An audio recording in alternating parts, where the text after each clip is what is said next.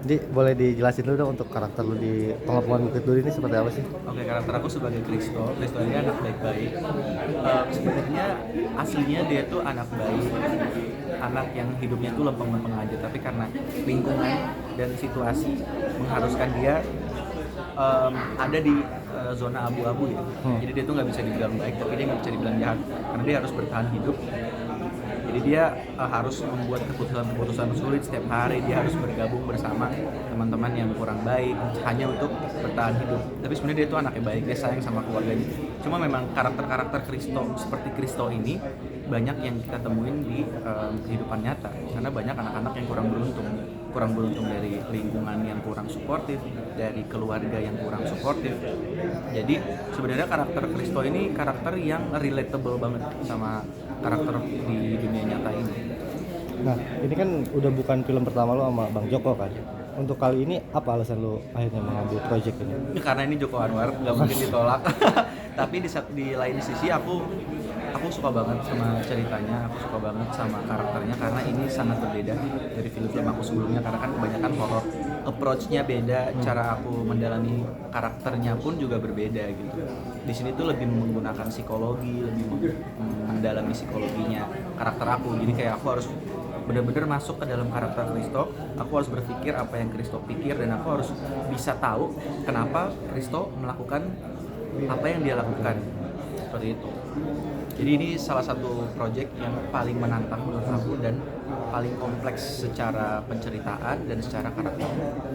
Lu kan di sini dapet karakter yang memang dibully ya istilahnya. Nah, itu lu untuk mencari referensi atau mendalami karakter Kristonya bagaimana tuh? Kalau Ngapain dibully sih aja? kebetulan aku waktu kecil juga sempat merasakan pembulian Oh iya. gitu lah. Jadi dulu ada di lingkungan rumah, di rumah dulu aku tinggal di apartemen. Di dalam apartemen itu semua anak-anak itu membuli aku. Wow. Jadi mungkin memang berbeda ya karena waktu itu aku masih kecil dan Kristo ini kan dia SMA ya. Udah SMA. Cuman nah itu yang sebenarnya penting untuk dibahas karena kita tuh pasti punya trauma tentang itu. Kita punya isu. Nah, jadi aku tinggal menggali isu dan trauma yang aku pernah alamin di waktu masa aku kecil untuk aku implementasikan ke karakter Kristo ini. Berarti lu ngelihat potret-potret anak remaja zaman sekarang juga nggak sih sebelum syuting? Karena kan ini 2027 juga kan, 2 tahun mungkin 3 tahun pas syuting. Apa lu riset juga nggak sih untuk anak-anak SMA-nya? Anak-anak SMA zaman sekarang ya. Iya. Kebetulan gimana ya? Aku memang kebetulan punya beberapa banyak teman-teman yang seumuran ya. Kalau seumuran ini kan berarti sudah lulus SMA. Ya. Cuman aku tuh banyak riset tentang kayak sistem-sistem pendidikan, apalagi tentang kekerasan remaja. Nah itu aku lebih riset ke arah situ. Kayak aku tuh penasaran kayak apa sih yang anak-anak sekolah sekarang lakuin. Kayak ternyata budaya kekerasannya itu kan masih diwariskan ke setiap generasi kan. Kayak ternyata sekarang masih ada ya anak-anak remaja yang tawuran gitu. Nah aku riset untuk film ini tuh sekalian aku pengen tahu tentang personal kayak apa alasan mereka, akarnya itu dari mana gitu. Makanya sebenarnya aku syuting film Pengepungan di Bukit Duri ini tuh menjadi bahan pertimbangan, menjadi bahan diskusi juga untuk aku personal, untuk aku mencari tahu ya sebenarnya alasan-alasan di balik ini tuh apa gitu. Entah dari lingkungan keluarga, lingkungan sekolah, seperti itu.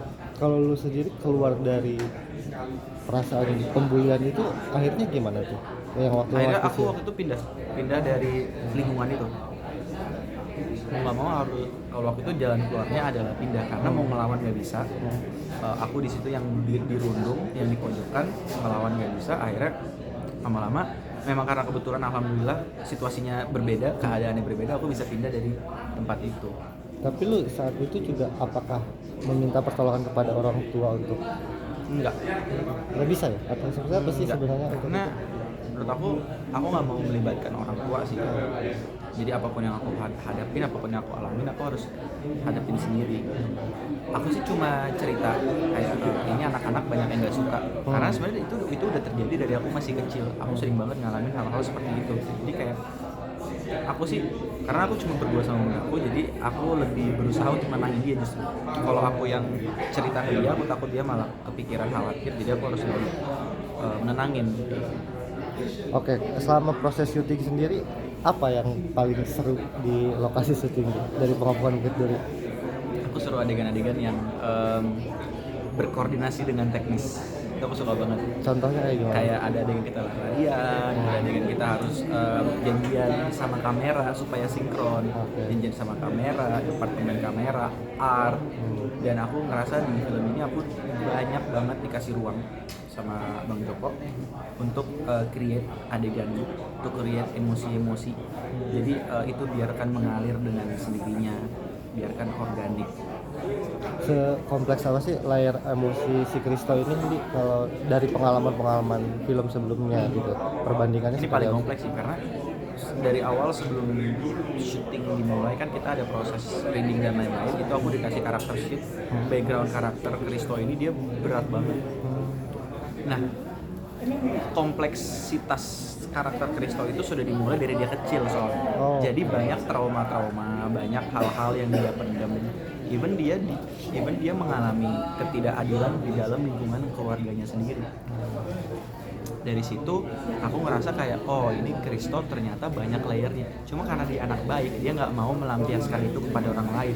Karena banyak remaja-remaja yang terlibat kekerasan mereka tuh tidak bisa mengungkapkan atau mengekspresikan perasaannya dengan kondusif sehingga mereka melampiaskan kepada orang-orang lain, orang-orang di sekitarnya. Nah tapi Kristo itu tidak seperti itu. Jadi Kristo itu tetap anak baik tapi ada di situasi dan lingkungan yang salah. Dan syutingnya pun di sini lebih banyak melibatkan anak-anak muda.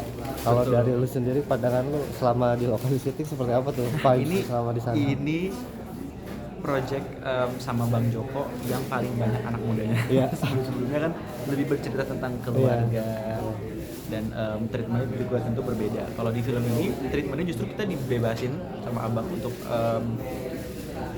bersosialisasi untuk kayak bonding satu sama lain. Dari awal kita dibebasin sih, bahkan kita juga sering kayak setelah kelar reading kita nongkrong dulu, kita main dulu. Dan aku ngerasa selama ini prosesnya organik gitu. Jadi kita tuh nggak dipaksain harus kayak oke, kalian harus temenan, tapi nggak ya, kita ngalir aja gitu karena memang kita semua punya tujuan yang sama, kita punya prinsip yang sama, visi yang sama di film ini untuk berusaha ngasih yang terbaik. Dan kebetulan pemain-pemain di film Pengepungan di Bukit Duri ini mereka sangat-sangat bertalenta, sangat-sangat profesional di bidangnya, jadi nggak ada boundaries, nggak ada gap antara kita gitu. Adegan terberat apa nih? Dengan terberat ketika Kristo harus menceritakan tentang masa lalunya dia. Ada salah satu adegan yang gak bisa spoiler, tapi dia lagi menceritakan tentang masa lalunya dia. Menurut aku itu berat banget karena aku kebawa sama Kristonya yang tadi aku bilang, aku tuh harus ngerasain apa yang Kristo rasain juga kan. Jadi ketika aku adegan itu tuh beneran nguras tenaga aku, nguras emosi aku banget di adegan-adegan itu gitu. Ya aku jadi bisa ngerasain kayak kasihan banget ya ternyata Kristo tuh korban gitu. Banyak orang-orang yang ada di situasi yang sama seperti Kristo. Setelah itu lu keluar dari kondisi yang letih, capek itu pas adegan terberat itu lu ngapain biasanya? Karena Lu waktu menyendiri kah atau kayak gimana? karena waktu itu lagi puasa. Oh. Dan kita selalu syuting itu maksimal itu sore, kita nggak pernah lebih dari jam 4 sore ketika kita syuting. Jadi setelah itu gue langsung ke hotel, kita langsung jajan takjil, jadi kayak udah happy lagi gitu. Itu mungkin salah satu cara ngerilis emosi di hari itu juga. Terakhir untuk dari lu sendiri, kenapa nih menurut lu penonton atau khususnya anak-anak muda atau semua orang Indonesia tuh harus menonton Pengepungan di Bukit Duri? Ya, kalau kita membahas tentang kekerasan itu memang tidak nyaman untuk diucapkan, tapi sangat penting, sangat krusial. Kita masih banyak mengalami isu-isu sosial, agama, budaya di Indonesia yang belum tepat dan belum benar. Jadi film ini tuh, isu-isu di film ini sangat relatable dengan apa yang terjadi di kehidupan nyata sekarang ini, dan saya berharap film ini bisa membuka ruang diskusi sebanyak-banyaknya untuk orang-orang biar mereka bisa oh ternyata kita tuh lagi nggak baik-baik aja, dunia itu sedang nggak baik-baik aja. Jangan sampai